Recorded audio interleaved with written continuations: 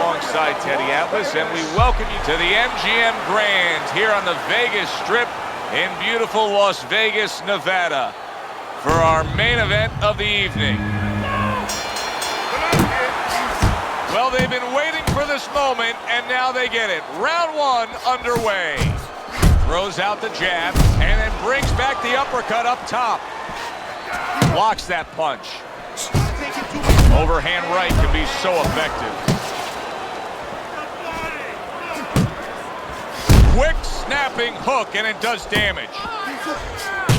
I think you can just sense right away that strategy is going to be key here. This isn't going to be some wild type brawl. This is going to be a very technical, strategic type fight. Absolutely, Joe. Each guy waiting for the other one to make the first mistake. There's that right hand he scores with. Merciless is jammed by an uppercut. Back to the body, back to the body. Able to time that left hand and score with it. Well, it's very easy to see here. You have one fighter who has a distinct advantage in terms of the reach. What do you have to do when you're fighting a guy who you know can bring that long arm out and get there before you can? Joe, there's two ways to deal with a taller fighter. One is the traditional way. Just tuck up, get a good defense, and make sure you start working your way in. Slip the punch, take that height advantage away. Bring your legs. The other is to step out. And now you see him scoring well with the right.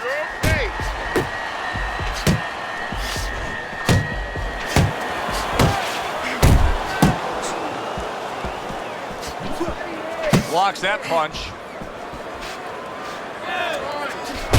Halfway through round number two. Accurate shot. Straight right hand comes in.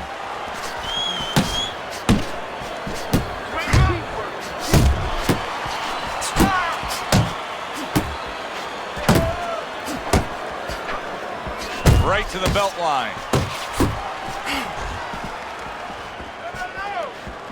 You got this. Big uppercut right on the mark. 10 seconds remaining in this round. Oh, a nice two-punch combo by Merciless. Breathe, all right? Just take a deep breath. I need to see the combinations. Now let's throw those combinations we talked about. This fight is real close. Let's see the 1, 2s, and 3s, all right?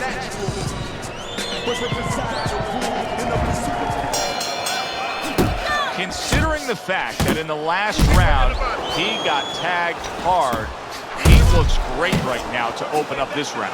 Well, I'm not shocked because I think he has character. I think there's substance to him. And the only way that you find the mettle of a person is when you test him, when you push him up against the cliff. And he's being tested now, and he's showing what he's made of. Very nice work to the head. The right hand landed. We're seeing a lot of work to the body here early on by him.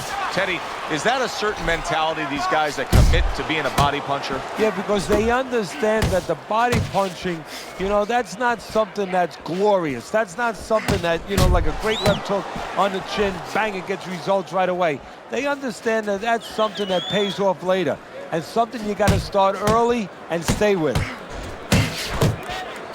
Right to the head with that right.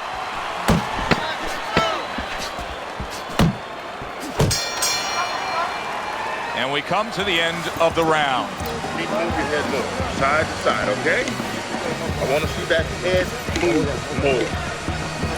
You're doing fine. He's just beating you to the punch, that's all.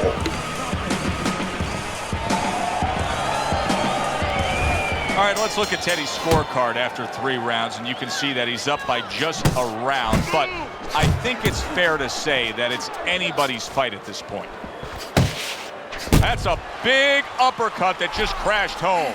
I like that step back right there. Just enough to be out of danger, but still close enough to then land the counterpunch. Well, that's what happens when you have that kind of experience. You're calm enough to know that range. Know where the beginning of the punch and the end of the punch is. You see him zeroing in with that left hand to the body. Work the body, kid. Good job, champ. Well, I don't know if he's hip to the idea of becoming a counterpuncher, but I get the sense you'd agree with it. Yeah, definitely. I mean, he's got the perfect platform, the perfect form for it. The guy's walking in right now, not moving his head much. He can time him, he can counter him. Good, solid right hand he lands there. solid hook upstairs. Beautiful, beautiful. I want another round exactly like that. This is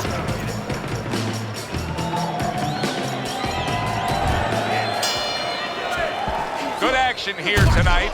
Both guys bringing their best, and both guys meeting each other stride for stride, punch for punch. Tough fight to score here as we're back underway. Well-timed, well-placed uppercut there. He brings an uppercut that really does damage there.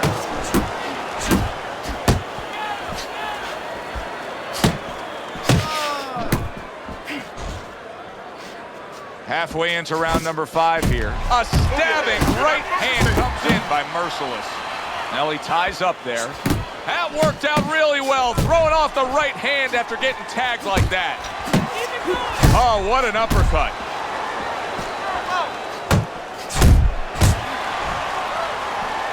Still not moving enough. Move, move! He scored well after being hit himself. I can imagine throughout your career you've been all over a lot of fighters for lack of movement. Yeah, it's very, very frustrating because you start to wonder, does he want to win the fight?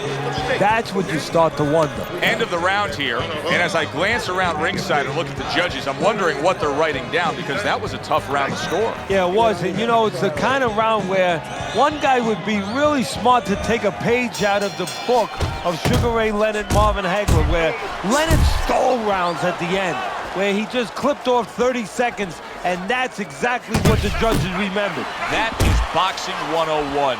A nice, crisp combination by Merciless. That's a big right hand there. Merciless is smashed by an uppercut. Body shot, left hand. He gets hit, but he gives it right back. Right hand downstairs.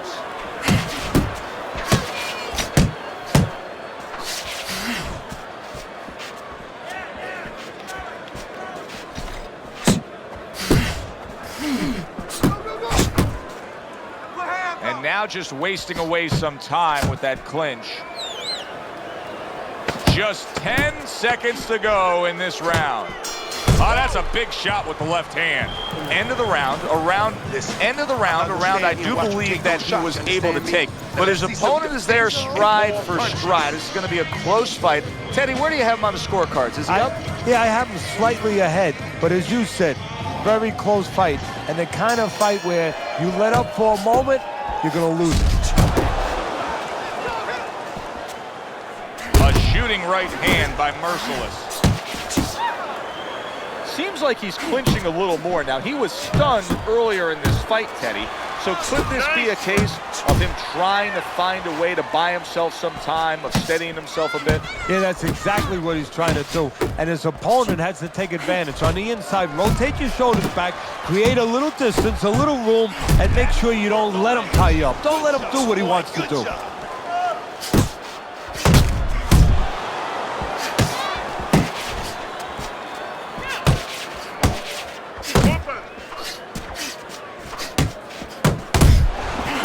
Trying to cut down that tree with a well-placed right hand. He scores with the left. Right hand crashes home. He never saw it coming. He should tie up. Jab and throw. Throw to the body, then to the head. Then finish to the side.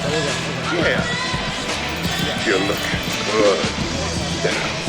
Keep those hands. As we open up the action here in round number 8, we look at Teddy's scorecard. And I think this may surprise some people. This fight has tightened up. He was down early. It was a slow start, but now he's strung together a few rounds, and he's got it back where he needs it. Well, that's the great thing. You know, that's the great thing about this sport. That's why you see movie stars come, you see ball players come, you see everybody come to a big fight. Because they know in this sport, on any given night, a guy with less could be the guy with more. He can make up his mind, I'm going to be the best. And he can make the playing field even, no matter what his talents are or aren't.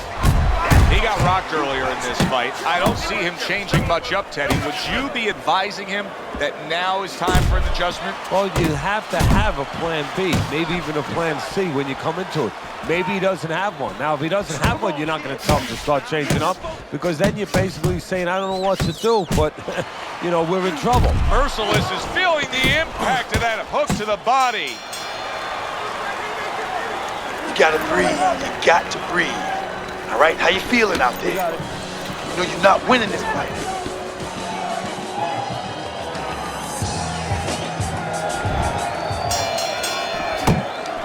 Right hand over the top, very accurate with it.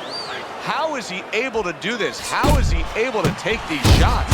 You know, one time Muhammad Ali talked about taking a chin. He had one of the great chins of all time. And what he basically talked about was that when you start to get hit those shots, you start to go down a hallway. And then you go into a gray room. You go from a light room to a gray room. And at the end of the hallway, you see a dark room.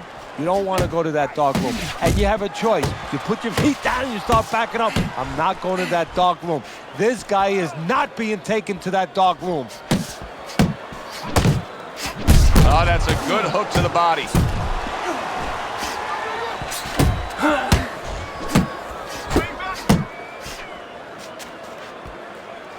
Fine looking right hand by Merciless. Last 10 seconds of the 9th round. Commits to the overhand right, and it serves him well. End of the round of what has been a very close and highly competitive fight. Teddy, how do you see this right now? I see it almost dead even, and I see whoever finishes the rounds, because in these kind of tight rounds, if you finish up good, the judges remember that. Here it is, the final round of what has been a closely contested battle. Not what he was looking for. That's a miss right there by Merciless. Good job staying away from the danger there. That is a strong uppercut there. He's losing this fight, and I think it's easy to see why. He's getting hit by that left hand far too much. Well, the most elementary thing, the first thing you're taught in boxing is use your left hand. The second thing, get away from it. I guess he never learned that second thing. Time to bring it home. Final minute of the final round. Yeah, baby, good work. If that keeps up, this is going to be Merciless is rocked by that punch. Oh, that's a... Oh! Merciless has gone down. How will he recover from this?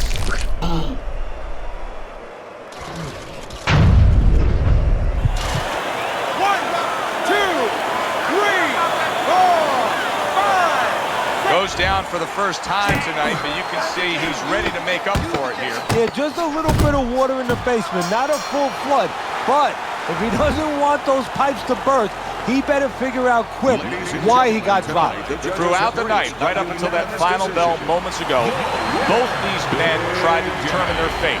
But now it's in the hands of these judges. The pressure now is truly on the judges, because this is the kind of fight where you need talent as a judge, you need discipline as a judge, and of course honesty to get the right decision here. Seemed like he was destined to win throughout the fight. Teddy, your scorecard showed that, and the judges agree. Unanimous decision. Yeah, he was destined to win because he kept using that jab all night long and outworking his opponent. I'm Joe Tessitore.